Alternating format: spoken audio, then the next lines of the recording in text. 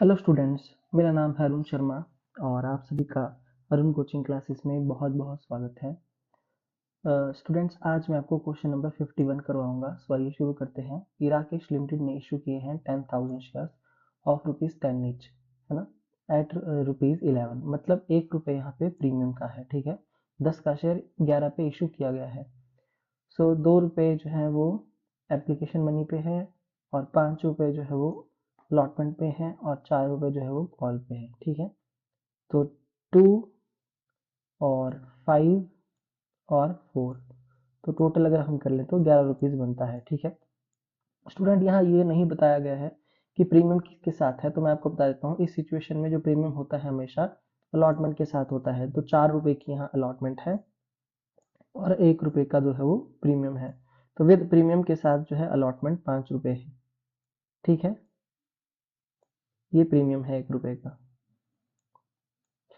उसके बाद यहाँ पे बोला गया है कि offer was oversubscribed by 5,000 shares and applicants were allotted shares on a pro rata basis, कि जो हमारे जो ऑफर है वो 5,000 से ज्यादा एप्लीकेशंस जो है हमको आ गई हैं, है ना। तो स्टूडेंट्स, फर्स्ट ऑफ ऑल आप ऐसा जर्नल का एक फॉर्मेट बना लीजिए, है ना, और उसके नीचे एक वर्किंग नोट बनाइए। यहाँ पे लिखेंगे हम शेयर अप्लाइड और शेयर अलॉटेड के बारे में, है ना।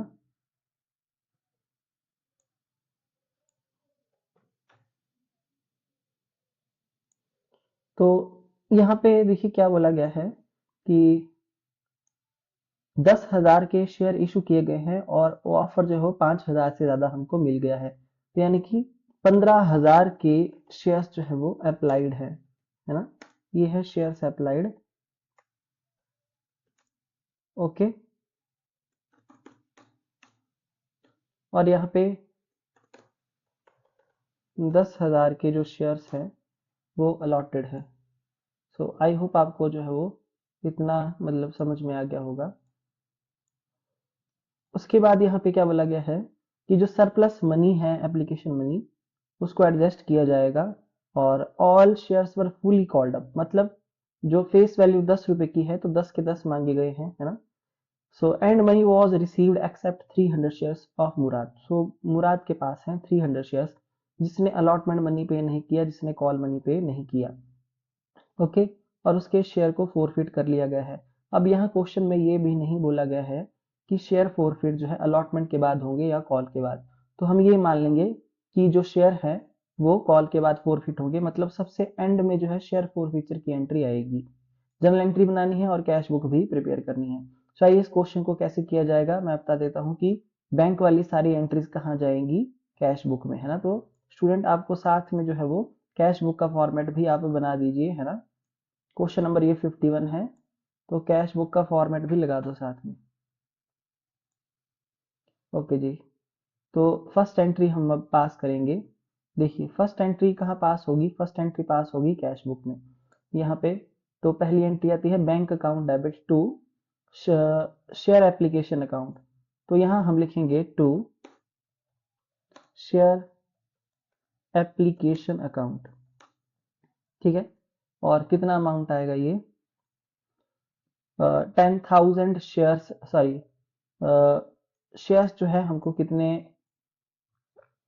15,000 के लिए अप्लाई किया गया है ना। तो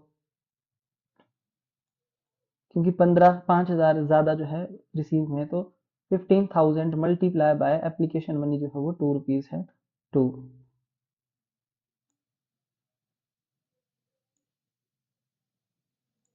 सो यहाँ हम लिखेंगे 30,000।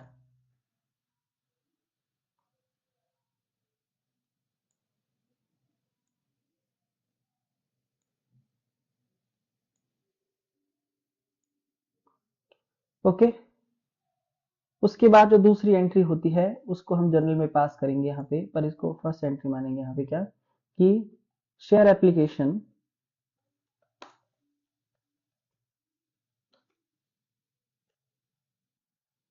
शेयर एप्लीकेशन अकाउंट को डेबिट करेंगे, यहाँ लिखेंगे 15,000 मल्टीप्लाई बाय 2,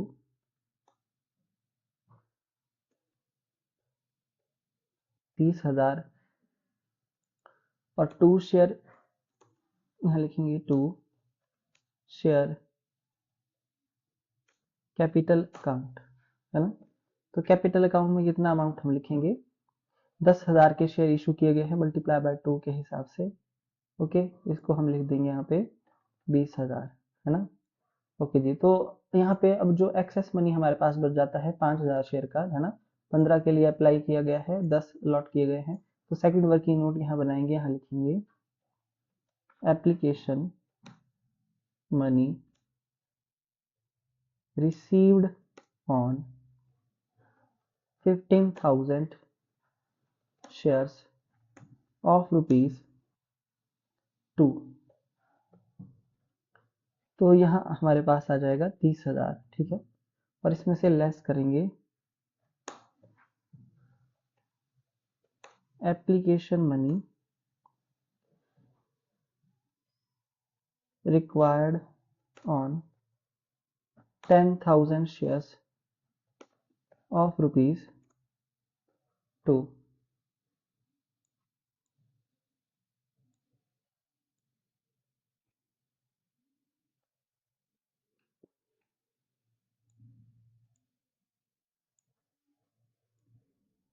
₹10,000 यहाँ लिखेंगे एक्सेस एप्लीकेशन मनी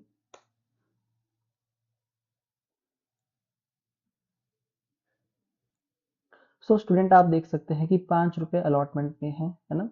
और हमारे पास यहाँ पे जो है वो अलॉटेड शेयर हैं 10,000। तो 10,000 के हिसाब से अगर 5 विद प्रीमियम के साथ मल्टीप्लाई करना पड़ेगा तो अलॉटमेंट में हम 50,000 तक अमाउंट ट्रांसफर कर सकते हैं, ठीक है। अलॉटेड शेयर से पता लगेगा स्टूडेंट, है ना। तो यहाँ पे अलॉटेड है 10,000। तो स्टूडेंट यहाँ पे हमारे पास 10,000 का अमाउंट है, तो एक्सेस एप्लीकेशन मनी पूरा का पूरा एडजस्टेड इन अलॉटमेंट, ठीक है। तो अलॉटेड शेयर से पता लगेगा कि किसमें कितना अमाउंट ट्रांसफर जो है वो हम कर सकते हैं। ओके, तो पूरा का पूरा जो 10,000 है वो अलॉटमेंट में ट्रांसफर हो जाएगा। यहाँ लिखेंगे टू शेयर अलॉटमेंट अकाउंट, ठीक है। तो ये मैंने वर्किंग नोट बनाया है, यहाँ लिख दूंगा मैं 10,000। ओके जी, स्टूडेंट यहाँ पे देखिए क्वेश्चन को ध्यान से, बोला नहीं गया है, सिर्फ ये कहा गया है कि सरप्लस मनी को एडजस्ट करना है, पर किस में करना है, अलॉटमेंट में, कॉल पे। जब ऐसा ना लिखा हो तो सबसे पहले पैसा अलॉटमेंट में जाएगा, फिर कॉल मनी में जाएगा, है ना। ओके जी, तो यहाँ लिख देंगे बीइंग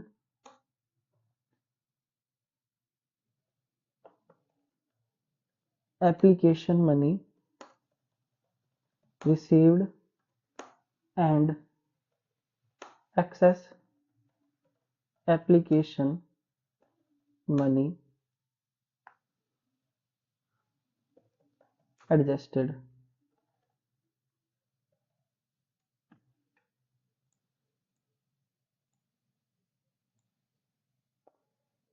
उसके बाद जो है वो अलॉटमेंट जो है उसको ड्यू किया जाएगा, यहाँ लिखेंगे शेयर अलॉटमेंट अकाउंट को डेबिट करेंगे। तो देखिए जितने हमारे पास अलॉटेड है, जितने इशूड है वो है 10,000 यहाँ पे, है ना। ये जो हमारे अलॉटेड है टोटल 10,000 है, तो 10,000 से मल्टीप्लाई करेंगे 5 को विद प्रीमियम के साथ, है ना। तो यहाँ लिखेंगे डेबिट, ओके। और यहाँ हम लिख देंगे टू शेयर कैपिटल अकाउंट, है ना। और साथ में प्रीमियम भी आएगा, to securities premium reserve account. 10,000 multiply by 4,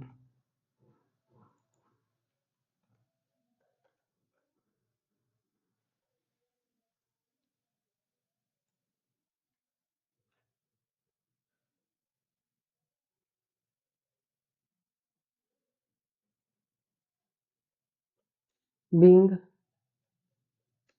allotment money due. तो अलॉटमेंट मनी हमने ड्यू कर लिया। अब स्टूडेंट ध्यान से क्वेश्चन देखेंगे कि यहाँ पे देखिए वर्किंग नोट में जो मतलब सरप्लस मनी है वो अलॉटमेंट में एडजस्ट किया गया है, और क्वेश्चन में ये बोला गया है कि ये जो पर्सन है मुराद, है ना, मुराद ये जो पर्सन है स्टूडेंट, इसने अलॉटमेंट मनी को पे नहीं किया है। तो इस केस में अमाउंट रिसीव्ड ऑन अलॉटमेंट हमको कैलकुलेट करना पड़ेगा कि कितना अमाउंट जो है वो अलॉटमेंट में रिसीव हमने करना है। तो यहाँ लिखेंगे calculation of net amount, sorry पहले हम क्या करते हैं कि amount not unpaid amount, calculation of amount unpaid on allotment हम कैलकुलेट कर लेते हैं, है ना। ठीक है, ये हमको कैलकुलेट यहाँ पे करना पड़ेगा।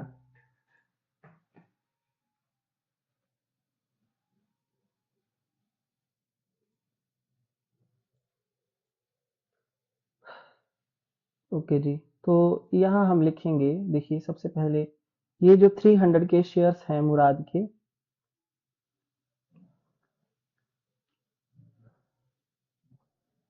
तो इस पे हम निकालेंगे कैलकुलेट करके अमाउंट को। सबसे पहले हम यहाँ पे लिखेंगे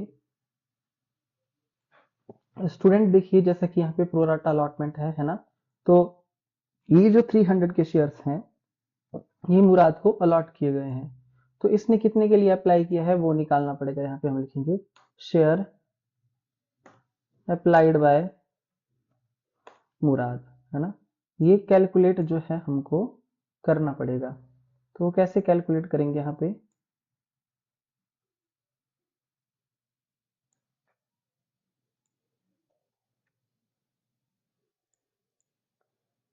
सो देखिए यहाँ पे लिखेंगे हम जो स्टूडेंट जो हमने अमाउंट अप्लाइड हमने निकालना है ना, ये अलॉटेड है, तो टोटल जो है अप्लाइड हम यहाँ ऊपर लिखेंगे, टोटल अप्लाइड 15,000, है ना, डिवाइडेड बाय यहाँ पे टोटल अलॉटेड नीचे आएंगे 10,000 मल्टीप्लाई बाय जो है 300, जितने इसको शेयर जो है वो अलॉट किए गए हैं। तो जो भी हमने कैलकुलेट करना हो वो अमाउंट ऊपर आएगा 15,000, अप्लाइड निकालना है। तो देखिए 15,000 को डिवाइड करेंगे पहले 10,000 से, है ना, और मल्टीप्लाई करेंगे 300 से, so 450 shares, so 450 shares applied by Murad. तो स्टूडेंट यहाँ पे इतने शेयर के लिए अप्लाई किया गया है ना। ओके जी, ओके, है ना।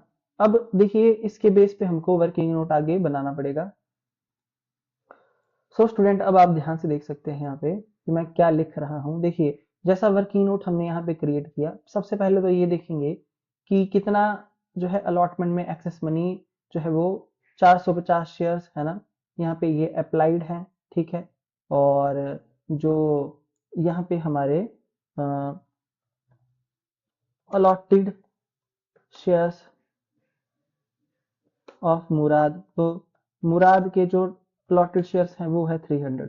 तो ऐसा जो है हमको वर्किंग नोट बनाना पड़ेगा 2 के जैसा।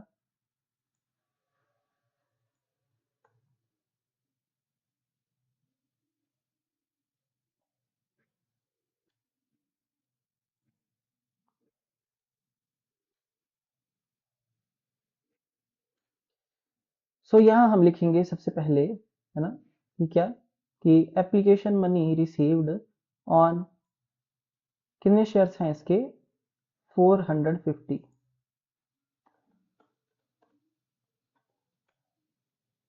450 शेयर के हिसाब से हमने कितना एप्लीकेशन मनी रिसीव किया, ठीक है, ये हमको यहाँ पे लिखना पड़ेगा। तो हमने 900 रुपीज रिसीव किए, उसके बाद लेस करेंगे यहाँ पे जो एक्सेस मनी है ना, तो सॉरी, जो हमारा एप्लीकेशन मनी रिक्वायर्ड है, और वो अलॉटेड शेयर के हिसाब से 300 के हिसाब से होगा। तो यहाँ पे हम लिखेंगे 600, है ना, 300 मल्टीप्लाई बाय 2,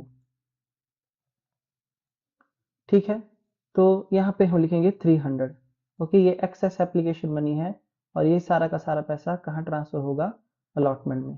ठीक है, ये जो हमने मतलब वर्किंग नोट क्रिएट किया है स्टूडेंट, ये मुराद के लिए है ना। तो मुराद का जो है वो 300 रुपीज हमने कहाँ पे एडजस्ट किया है, अलॉटमेंट में।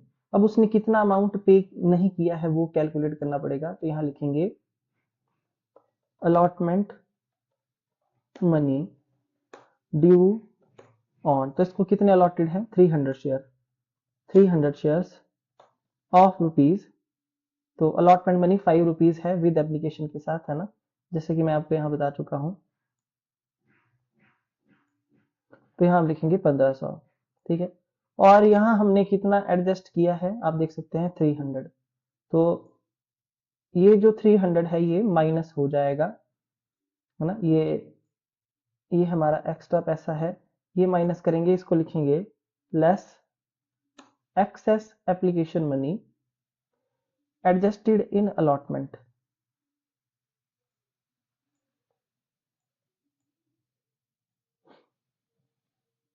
ओके जी, तो यहाँ पे कितना आ जाएगा, 1200। ठीक है,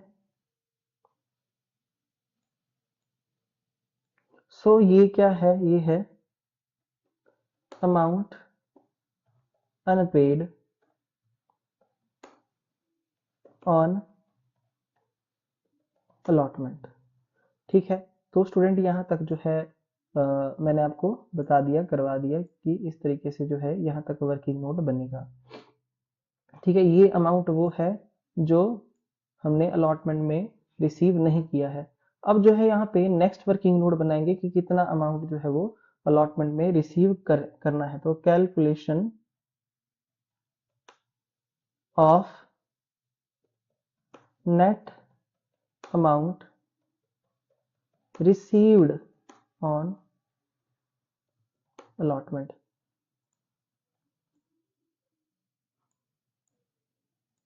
ठीक है, यहाँ लिखेंगे अमाउंट ड्यू ऑन अलॉटमेंट,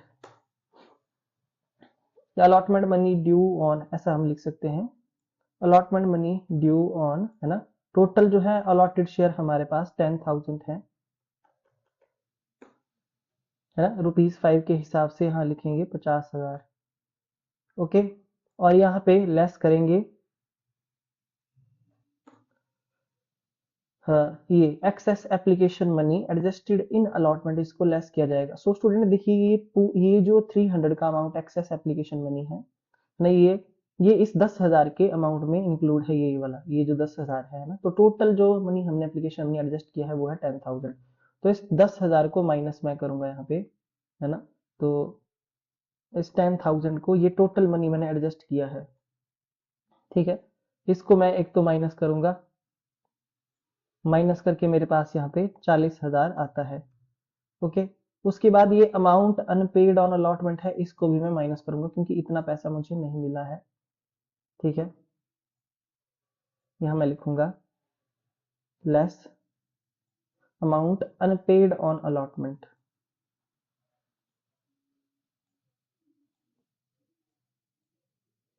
तो यहाँ इसको अगर माइनस करेंगे तो हमारे पास कितना आएगा, देखिए 40,000 माइनस 1200, 38,800 रुपीज, 38,800 रुपीज। ओके जी, तो यहाँ मैं लिख दूंगा net amount received on allotment.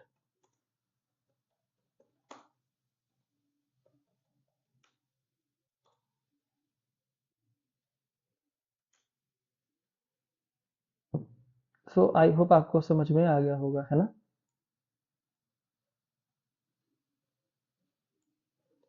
सो ये मैंने हाईलाइट कर दिया। सो देखिए स्टूडेंट, अब आंसर चेक करते हैं। सो देखिए अलॉटमेंट का अमाउंट जो रिसीव्ड है वो 38,800 है ना। और हमारे पास भी यहाँ पे 38,800 यहाँ पे आ रहा है। ओके, सो स्टूडेंट जो है बाकी की जो एंट्रीज हैं, है ना, वो मैं नेक्स्ट वीडियो में आपको बताता हूँ, मतलब नेक्स्ट लेक्चर, इसी लेक्चर को कंटिन्यू करके, क्योंकि वीडियो थोड़ा लंबा बन जाएगा। सो आई होप आपको जो है वो ये इतना जो है वो समझ में आ गया होगा। इस तरीके से हमने मतलब किया है ये वर्किंग नोट नंबर 3rd और 4th, है ना। तो मैं इसको नेक्स्ट वीडियो में नेक्स्ट लेक्चर में आपको आगे का प्रोसीजर बताता हूँ। सो आज के लिए इतना ही। Thank you.